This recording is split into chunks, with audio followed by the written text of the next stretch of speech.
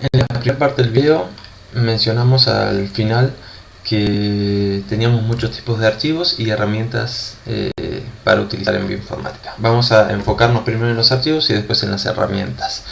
El primero de todos los archivos que les mencioné en el video anterior son los FASTQ.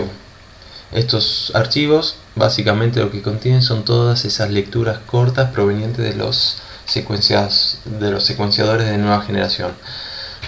Como dice aquí, la información contenida en estos archivos suele conocerse como raw data. Suelen poseer tamaños considerables los archivos, no secuencias. Las secuencias son cortitas. ¿Y cómo están estructuradas estas secuencias? Básicamente cada read, cada lectura, cada fragmentito leído por el secuenciador está representado por 4 líneas. Una primera que comienza con el arroba y es un identificador. Bien, identifica el secuenciador, varias características más y la longitud de la lectura. Fíjense, aquí si lo llegan a ver, 101. Luego viene la secuencia propiamente dicha. Aquí tenemos el identificador, la secuencia propiamente dicha, CCGTA, etc. Puede haber un segundo identificador opcional, a veces está y a veces no. Siempre va a estar el símbolo más indicando la línea que le corresponde. Y finalmente una línea que siempre está es la de calidad de cada base. Eso se los había mencionado en el video anterior, que cuando el secuenciador va obteniendo cada una de estas letras, tiene una forma de evaluar qué tanta certeza es la determinación de dicho nucleótido. En base a esa certeza le asigna esta calidad que está codificada aquí por un símbolo, por una serie de símbolos conocido. Bueno, hay distintas escalas conocidas como escalas Phred, en el que cada símbolo representa distintos valores. No vamos a entrar en detalle de qué se tratan esos valores ni nada, no es el objetivo de esta presentación. Una vez que nosotros evaluamos la calidad, filtramos y ensamblamos estos archivos FASTQ, vamos a obtener un archivo FASTA que ya tiene la información de un genoma parcialmente ensamblado o totalmente ensamblado, dependerá de las calidades iniciales de nuestras lecturas. Como dice aquí, es el archivo, el FASTA digamos, es el archivo estándar para almacenar secuencias.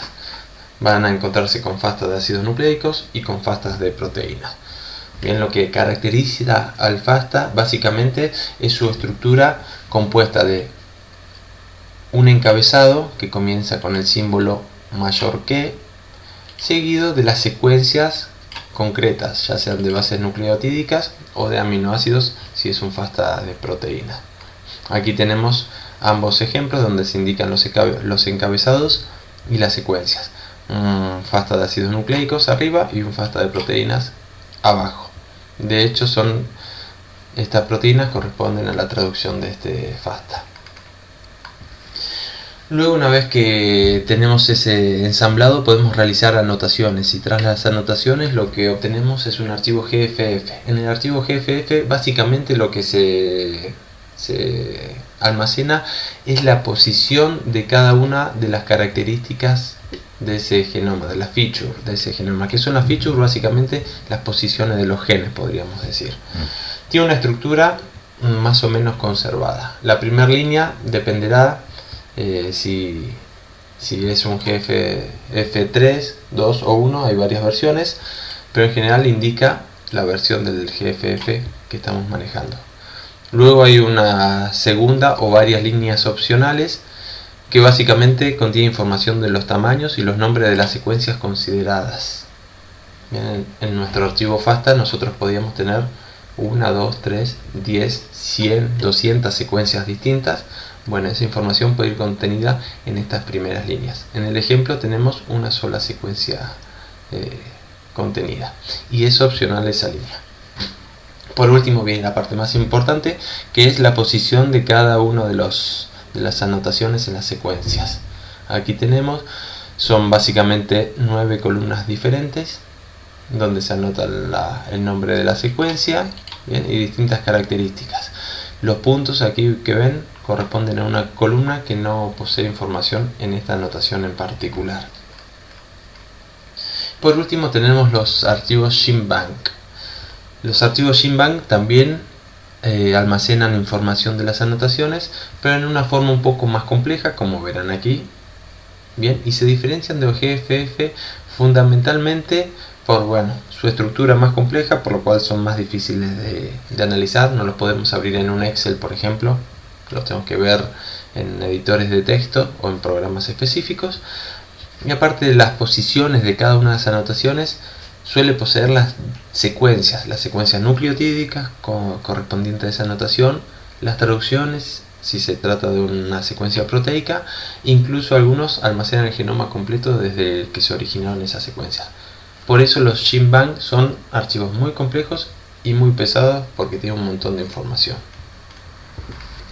Dejando de lado los archivos, que esto es una muestra muy pequeña de la cantidad de archivos que realmente se usan en bioinformática, pero son los primeros que se manipulan en el proceso de análisis inicial de una secuenciación genómica, y son los que vamos a utilizar nosotros en el trabajo práctico.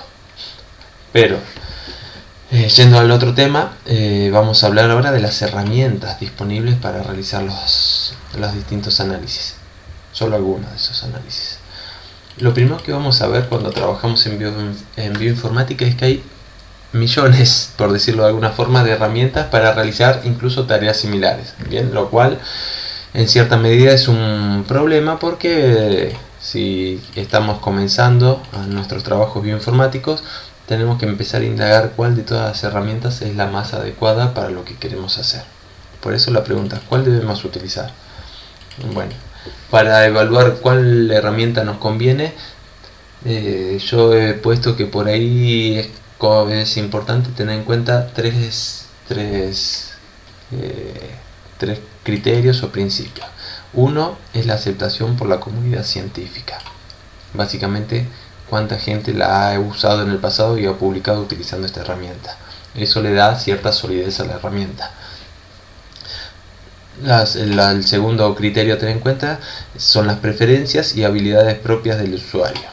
Bien, si yo soy un usuario que tiene una base de bioinformática o informática bastante sólida, por ahí me animo a utilizar herramientas más tirando a línea de comando, bien, a través de una consola, utilizando Linux directamente. Ahora, si yo estoy comenzando a incursionar en la bioinformática y tengo que hacer un trabajo práctico como el que tienen que hacer ustedes, por ahí me inclinaría más a herramientas web directamente, que son más sencillas de utilizar. Y luego los objetivos particulares perseguidos. Pero bueno, vamos a tocar rápido cada uno de estos temas. La aceptación, como les dije, básicamente lo podríamos evaluar por el número de citas que tiene la herramienta que estamos viendo si utilizamos o no. Hay un montón de páginas que me permitirían realizar esto. Una posibilidad es entrar a PubMed, colocar el nombre de herramienta y ver cómo evolucionan las citaciones a lo largo de los años. Si se incrementan o van en decrecimiento. Si vemos que hay un incremento sostenido de las citas, quiere decir que es una herramienta cuanto menos confiable. Luego puede ser fácil o difícil de usar, pero si se usa mucho es una herramienta confiable.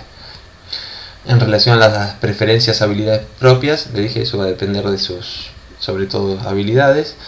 Vamos a tener tres grandes grupos: las herramientas online y las locales, dentro de las cuales vamos a tener aquellas que tienen una interfaz gráfica que facilita su uso, o aquellas que directamente se utilizan vía línea de comando.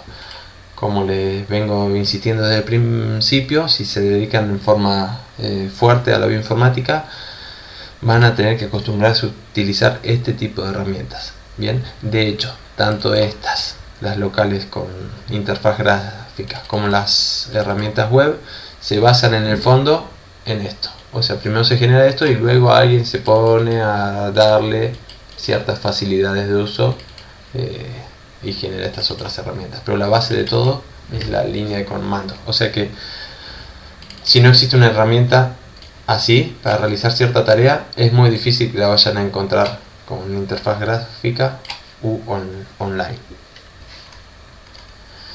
Y por último, los objetivos particulares que queremos perseguir. Bien, en este caso hay que tener en cuenta la estructura de las herramientas y cómo muchas veces se vinculan entre ellas y a veces están contenidas una dentro de otras.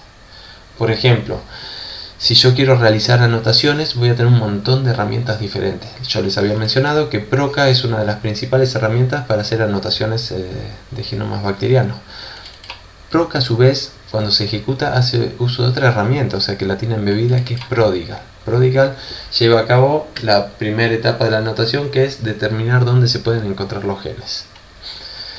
Por otro lado, una herramienta online como DFAS puede hacer uso de Proca.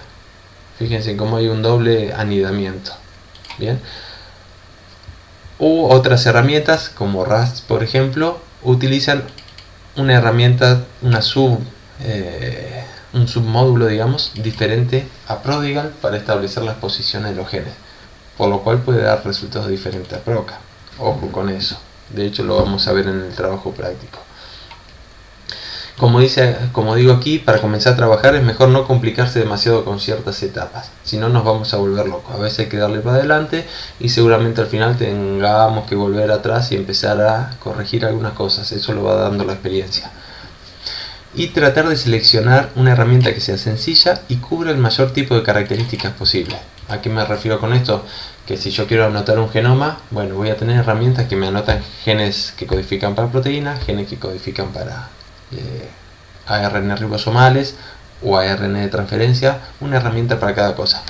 Pero si yo lo quiero anotar completo el genoma, mejor agarrar una que incluya todas estas anotaciones, que es por ejemplo lo que hace el Proca. El Proca de un solo saque me anota las secuencias codificantes de proteínas gracias al Prodigal, las secuencias codificantes de ARN ribosomales gracias a otra herramienta interna, o de ARN de transferencia gracias a una tercera herramienta. ¿Para qué hacerlo en forma individual si lo puede hacer una sola herramienta? Y por último, si quiero ser un experto en el proceso de anotación, por ahí sí puedo evaluar la posibilidad de realizar cada etapa en forma particular. ¿Por qué? Porque eso me da mayor flexibilidad. Bien, pero eso solo cuando nos especializamos en cada una de las etapas, que no va a ser nuestro caso. Bueno, aquí terminaríamos con lo que son los formatos de archivos que vamos a manejar en el trabajo práctico, así como algunos criterios que debemos tener a la hora de elegir las herramientas a utilizar.